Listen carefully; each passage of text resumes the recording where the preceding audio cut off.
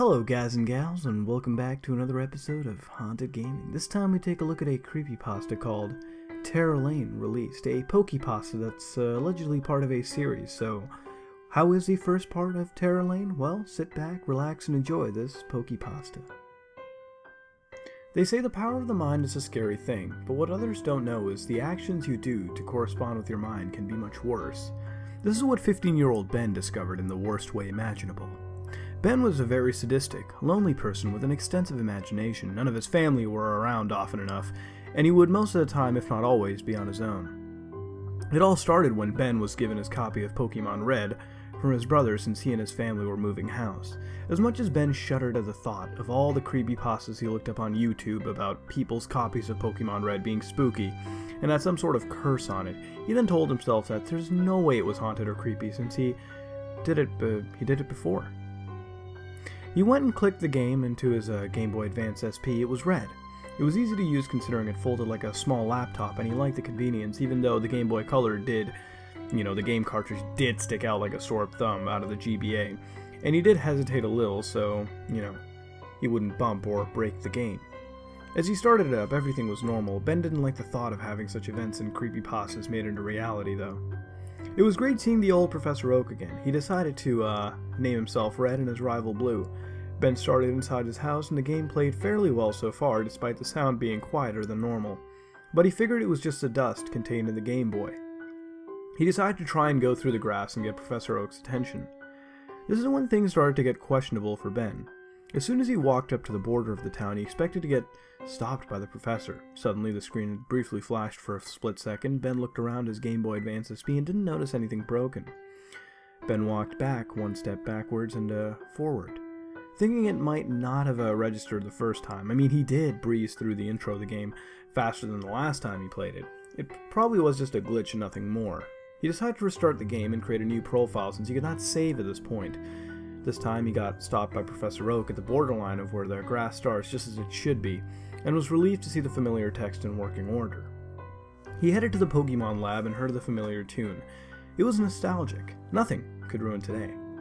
He went ahead and chose Charmander, and things went underway.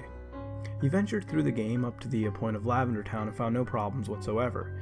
He let out a deep sigh of relief as he conquered the area and was glad that no trouble happened in the town of Trouble. An hour later, Ben was lying on his bed, still playing Pokemon Red when the game had flashed again. He thought he was going to get in a battle from the amount of times the screen had flashed. It was almost like a black and white movie trying to collaborate with the disco dance beat or some kind of Japanese cartoon playing on an old-timey TV. After the frequent barrage of flashes, the screen stayed white. Ben got frustrated and turned it off. He had to go have dinner anyways. Little did he know he forgot to save the progress of his game. A small rumble came from his Game Boy.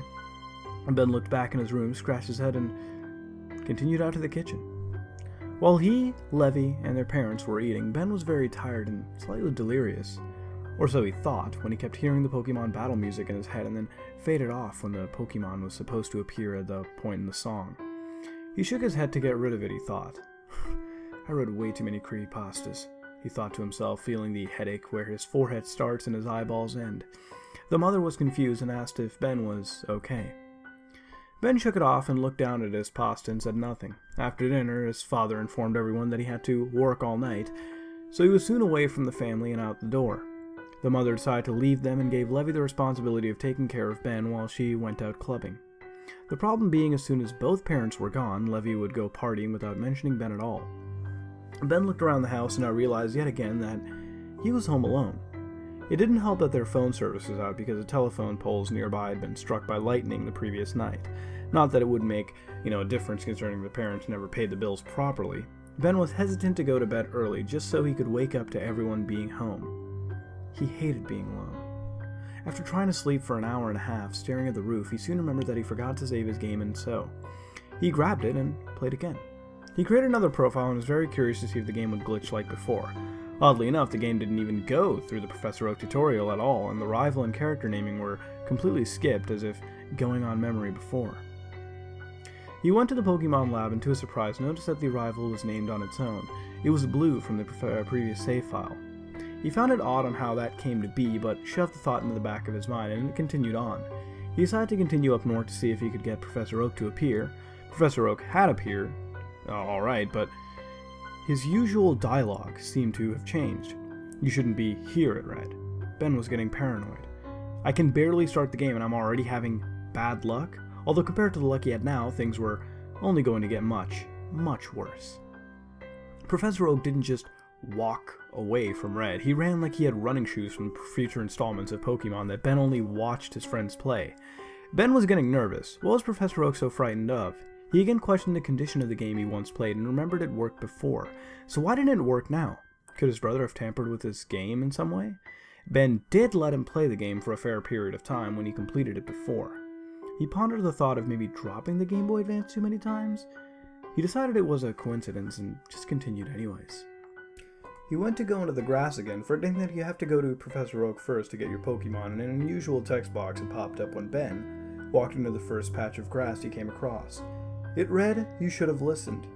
The power flashed at the same time the game did and turned off, but the game still remained active and sounded like it was breathing, like it was alive. It sounded like someone was running from something in tall grass. Ben could not tell, though, as the screen was still black, and these sounds were playing on their own, leaving Ben's imagination to go wild.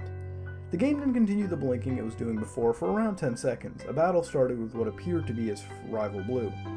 Ben somehow sent out a Pokemon called Maria. It had the model of Charmander. Maria was the name of Ben's mother. Ben was a little confused and figured he didn't remember naming his Pokemon and continued anyways. The Pokemon only had the move Struggle, and Ben could not escape. Instead of fighting back, however, Ben spoke in message boxes instead, saying, "You shouldn't have walked in the grass. No one shall save you." A text box appeared stating, "Your parents were never there for you. They will pay." The Pokemon were killed in one strike. It disappeared from its party, and the game asked, "Next victim?" It was meant to ask next Pokemon, not next victim. Ben was confused and could only select yes since no was not an option displayed. He didn't have enough time to see what this mystery Pokemon was, as one was automatically selected. It was named Seth. It had the model of Squirtle. Wait, that's Ben's father's name. This made him scratch his head in confusion. This couldn't be right, surely. The text boxes continued and Blue soon spoke again. "You wanted to be alone, didn't you?" Static slowly creeped in. "Your wishes will now come true." The game shouted loudly from the last word, and Seth soon became confused. After the first turn, the Pokemon hit itself with confusion with an instant KO. Ben was scared for his life. He didn't know what to do or what to say, but something inside him compelled him to keep going. It felt like another side of him was coming alive. One side of him actually felt good when the Pokemon fainted and could no longer be selected. The game automatically once again switched out the Pokemon of his non-existent arsenal into a Pidgey called Levy. "No way!" Ben thought to himself. A loud screech of what sounded like Ghastly's cry echoed from all over this room. Ben flipped the handheld in a fright onto the floor. He thought for sure he broke it. Another loud Ghastly cry screech echoed and seemed to be louder than the previous one. It sounded like it came from all over the room. The battle disappeared although, and a text box appeared at the center of the screen reading, "What? Done already?" Ben was petrified. Breathing was still going on in the background now, more intensely this time. A smile upon Ben's face could be seen in the dark room. He didn't know why he was smiling, but he definitely felt good at whatever had happened. The battle was then displayed once again once Ben picked it up and Levy used Fly on its own. Blue then displayed a message once again. He never stuck around anyways. He's useless. They all are. Levy hit itself with confusion but never came back from its flight. It did however show him dead, but that's what made Ben tilt his head. All the Pokemon that he had got killed were depicted as dead and not fainted. Somehow, instead of the battle ending and being sent to the Pokemon Center, Red sent out himself to fight. Red was horrified and turned directly to Ben. Red displayed a message this time. "You killed them. You killed them all. You should have never abandoned me." The next text box from Blue read, "Does it feel good?" Blue then jumped at Red and the handheld went black. He was then teleported to a very dark room with barely any lighting. Red was controlling himself, and Ben could only watch this time as he was headed into a long walkway.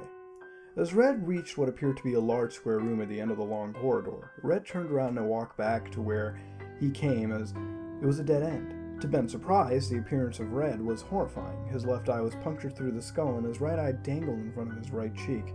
He had a bloody broken nose and his limbs looked battered and broken beyond repair. Surprisingly though, only his nose was bloody and everything else just looked broken or disfigured in some manner. Ben was shaking with intensity. He had played scary games before, but this was beyond what his stomach could handle. Suddenly the game shouted at Ben in an unusually loud volume, "Bury them!" Blue ran up from the very corridor Red came from, and it lit up behind him with every step. He went behind Red and pounced again. This time the screen flashed quickly and loud screams were heard, like they were from 3 different people, 2 males and 1 female. Ben couldn't tell if he was going insane from loneliness or if this was all a dream. He pinched himself to make sure that this wasn't a dream. The Pokemon laugh from Cinnabar Island was what it appeared to be in his next location. However, the breathing in the background split itself into 3, wheezing and agonizing voices. Blue buried Red alive. It wasn't just one grave displayed forever. 3 graves were beside each other, all in a neat line. As soon as Red was buried, the breathing and crying from the 3 voices stopped very suddenly. "You were never alone. You had us, remember?" Blue then turned his neck all the way around with his body, still facing towards the garden, and his head looked directly at Ben, with his eyes as dark as a black hole. The GBASP then rumbled as it did before and finally turned itself off. The power had come back on. Ben was freaking out and threw it out his open bedroom window like a discus and broke it into 2 across the road. He was relieved to not hear it anymore, but still shaken up. Those eyes, he thought with great fear. He heard a car drive past and a loud crunch was heard. Ben saw that both the cartridge and the handheld got crushed. He was still beyond belief and had goosebumps all over. He shut his window, closed the blinds, and crawled into his bed. Maybe if I get some sleep, I can forget all this ever happened, Ben thought to himself. He shut his eyes and turned over to sleep. The next day, after the worst sleep he ever had, Ben went to go to see if his family was home. Levy's room, usually filled with half-full bottles of beer everywhere, was completely empty, like Levy never existed. Did Levy move out? Ben thought to himself. He went to go see if his parents would be asleep, either on the couch or in their bedrooms, but this was something that frightened Ben the most. Nothing was in the parents' bedroom either. Ben was freaking out. What's going on? Ben walked out to his front lawn and noticed something very peculiar. The grass looked like it had grown over months in a matter of hours. Ben couldn't help but shout, "What the fuck is happening to me?"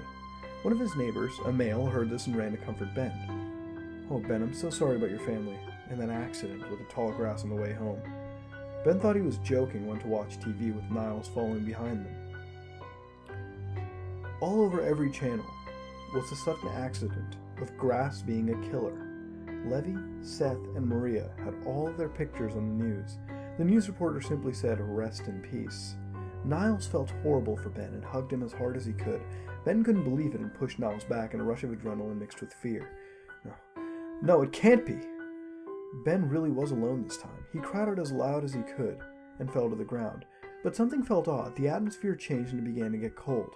Ben stopped crying and observed his surroundings. He could hear Pallet Town music behind him. A voice coldly said behind him, "This is what you wanted all along, wasn't it, Ben? Now your family can be with you forever." Ben turned around in confusion and wiped his eyes to see the most horrific sight he had ever seen. 3 gravestones were set in his front yard. His neighbor somewhat turned to a dark silhouette of blue and laughed sadistically with a deep voice that would shake mountains. "The power of the mind is a scary thing, Ben. You've always wanted your family to be around, and so we granted your wish for you. Now, you will never be alone ever. Ever again."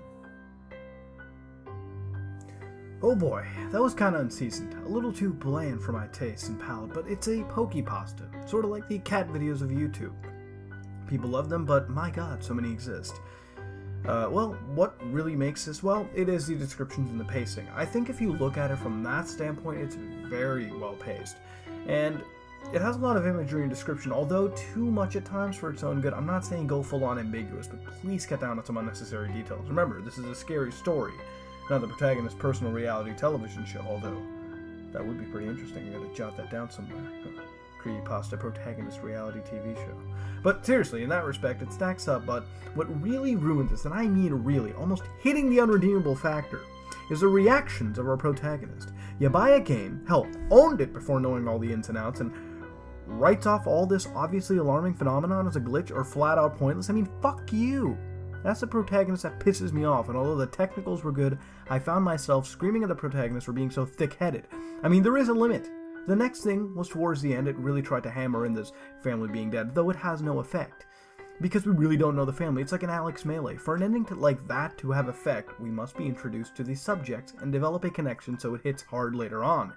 In the end, I thought this was an average Poképasta, although it did step on its fair share of landmines, but had some redeeming qualities to it that others don't. What would you rate this and what would you change to make it better? This has been another episode of Haunted Gaming, and if you like what you saw, then like, comment, and subscribe. This is me, Mudahar, and I am out.